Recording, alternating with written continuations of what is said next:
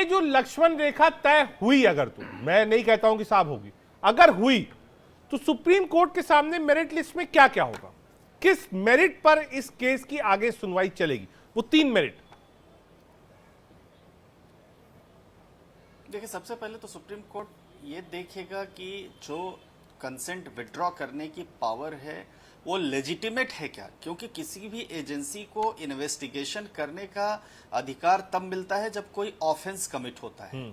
और ऐसे राज्य सरकार अगर कोई प्रीमियर एजेंसी को मान लीजिए कि अपने राज्य क्षेत्र में क्षेत्राधिकार में अगर जांच नहीं करने देंगे तो ये जो कानून का राज है वो कानून का राज और न्याय का राज नहीं रहेगा। फिर राज्यों का फेडरल स्ट्रक्चर में होने का कोई मतलब, तो ये ब्रेकडाउन ऑफ कॉन्स्टिट्यूशनल मशीनरी होगा, ब्रेकडाउन ऑफ फेडरल स्ट्रक्चर होगा। यही एग्जामिन करना सुप्रीम कोर्ट का काम है। लेकिन मैं आपको फिर बताता हूं कि दिल्ली स्पेशल एस्टैब्लिशमेंट एक्ट, जिसके मुताबिक सीबीआई की पावर्स और स्थापना हुई, उसकी धारा 6 कंसेंट की बात कहती है। अब वो बड़ा व्यापक है। अगर मान लीजिए ऑनगोइंग इन्वेस्टिगेशन में जैसे पहले कंसेंट दे दिया और इन्वेस्टिगेशन चल रही है और बीच में विड्रॉ कर ले, तो उन इन्वेस्टिगेशन का, क्योंकि किसी भी क्रिमिनल ऑफेंस में सबूत और उसके जो पहलू हैं और एक्यूज, वो बड़े इंपॉर्टेंट रोल प्ले कर, जितना डिले होता है उतना ही छूटने के चांसेस होते हैं। तो ये सुप्रीम कोर्ट समझ। लेकिन अभी आपने एक प्रश्न कहा कि भाई बड़ा कन्विक्शन रेट लो है। कन्विक्शन रेट लो होने के अलग पैरामीटर है, उसका पैरामीटर नहीं है कि झूठा केस। कन्विक्शन रेट लो होने का पावर यह है कि जो प्रॉक्सिमेट लिंक होता है वो समय के साथ खत्म हो जाता है, लेंदी ट्रायल चलता है, कंप्लीशन टाइम बाउंड मैनर में नहीं होती, इन्वेस्टिगेशन होता है, प्रोसीड्स ऑफ क्राइम और प्रॉक्सिमेट चेन जो है लिंक का वो भारत में नहीं पेश होता। ये सब चीजें होती हैं, तो उसका अलग पैरामीटर है और यहां पर जो भी मुद्दा चल रहा है वो अलग है। लेकिन अगर आप देखें सुप्रीम कोर्ट की जजमेंट्स, तो ये सीबीआई एक प्रीमियर एजेंसी है देश की और पूरे देश में वो जांच करती है। आप देखिए कि अगर ऐसे कंसेंट विड्रॉ होता तो तमिलनाडु में जब ए राजा अंदर हुए थे, मुलायम सिंह यादव की बात अभी आपने कही, लालू यादव की बात की, तो तमाम अलग अलग सेंट्रल एजेंसी, सेंट्रल गवर्नमेंट अलग थी, स्टेट गवर्नमेंट अलग थी। तो ये मैं समझता हूं कि संघीय ढांचे के खिलाफ है जो राज्य सरकार का विड्रॉ करना है कंसेंट। ठीक है, स्वयं पुरोहित जी, स्वयं जी आपको लगता नहीं कि जो स्वायत्ता है, अगर स्टेट का उसमें दखलंदाज शुरू हो जाएगा, मैं अभी एक बिल्कुल हाइपोथेटिकल बात कर रहा हूं, तो शायद उसका कोई माने नहीं रह जाएगा। फिर तो आपकी अपनी एसआईटी है, आपकी अपनी स्टेट पुलिस है, फिर तो वो वैसे ही हो जाएगी। जो सीबीआई जिस कारणों से बनाई गई थी, क्या वो भटकी है? उसको वापस जाना चाहिए, पहला। दूसरा, आप डाइल्यूट करेंगे तो फिर उसका कोई मतलब नहीं रह जाएगा। नहीं, डाइल्यूट की बात नहीं है। देखिए, आप जो बात बोल रहे हैं, आप पश्चिम बंगाल हो या जहां पे अन्य राज्य जहां भारतीय जनता पार्टी की सरकार है, वो राज्य क्या मुझे बताइए पाकिस्तान में है क्या? पाकिस्तान में तो नहीं है, वो भारत के हिस्से हैं। भारत के किसी राज्य के अंदर में वहां का चुना हुआ मुख्यमंत्री है। अगर उसकी सरकार के किसी मंत्री पर आरोप लगता है, केंद्र सरकार उस मुख्यमंत्री से बात करेगी। मगर ये जिस तरह से उसका राजनीतिकरण किया जा रहा है देश के अंदर में, उसका तो विरोध है कि आप राजनीति वन साइडेड मत करिए। अगर शुभेंदु अधिकारी चोर है या अजीत पवार चोर है, तो उस व्यक्ति को, जिसको मोदी जी बोलते हैं 70,000 करोड़ का चोर, उसकी सजा जेल के अंदर होनी चाहिए। ये देश का पढ़ा लिखा जो बेरोजगार, आप जांच क्यों नहीं करा रहे? ये नीट जो इतना बड़ा बच्चे जो पैसा जमा करके, कितने लोगों की आशाएं रहती है कि हमें नौकरी मिलेगी, हम डॉक्टर बनेंगे, मगर कुछ पैसों की बदौलत ये जो चीज पनपी है, ये जो कॉर्पोरेट कल्चर जो देश के अंदर में पनपा है, ये नहीं था पहले। सुनिए एक मिनट मेरी बात समय दीजिए। देखिए, देश के अंदर में अभी बात हो रही थी, मनमोहन सिंह जी की सरकार थी, मनमोहन सिंह हमेशा इंस्पेक्टर राज को खिलाफ थे, वो इंस्पेक्टर राज को पूरा खत्म करने के खिलाफ थे। आज मगर क्या है, सारा नाम, सारा का सारा तंत्र जो है वो इंस्पेक्टर राज से चल रहा है पूरा देश। आज मोदी जी चाहेंगे कि फलाने मैं सर माफी के साथ, आजम खान साहब हमारे साथ समाजवादी पार्टी की तरफ से, माफी के साथ आजम भाई, मैं नहीं आ पाया आपके पास। समाजवादी पार्टी भी इस बीमारी से थोड़े दिन तक बहुत ग्रस्त रही। बहुत बार नेताजी कहते थे कि बहुत दबाव रहता है सीबीआई, बार बार डीए केस, और खास तौर से यूपी की दोनों पार्टियां, समाजवादी पार्टी और बहुजन समाज पार्टी, बहुत दिन तक त्रस्त रही। तो आज जब समाजवादी पार्टी इस बात को कहती है कि नहीं साहब, भाजपा दुरुपयोग कर रही है या एनडीए दुरुपयोग कर रही है, तो एक चीज तो क्लियरिटी आ जाती है कि जो भी सत्ता में रहता है वो थोड़ा बहुत दुरुपयोग कर लेता होगा। आजम खान साहब।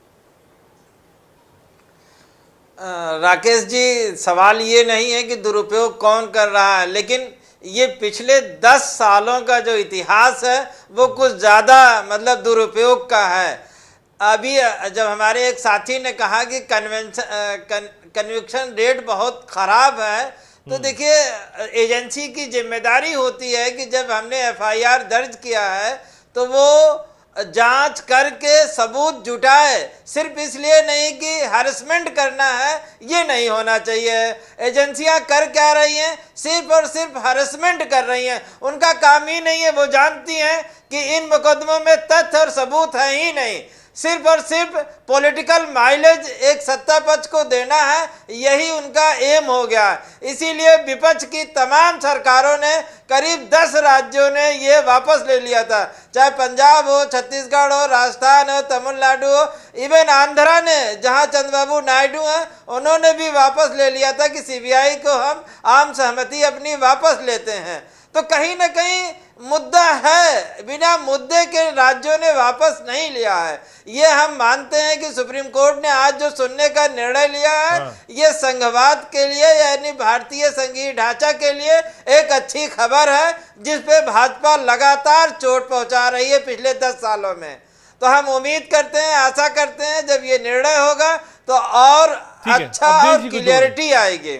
अवधेश जी, क्या आपको लगता है जिस डायरेक्शन में ये मामला जा रहा है, ये confrontation of state versus centre साफ दिख रहा है? अवधेश जी, नहीं, confrontation of state versus centre तो ये लंबे समय से है। जब राज्यों ने जो अपनी सहमति वापस लेनी शुरू की, तभी से कन्फ्रंटेशन है। लेकिन स्टेट अगर कन्फ्रंट करे, उसके आधार पर संवैधानिक और संघीय ढांचे को नहीं बदला जा सकता है। सुप्रीम कोर्ट हमारे सामने है।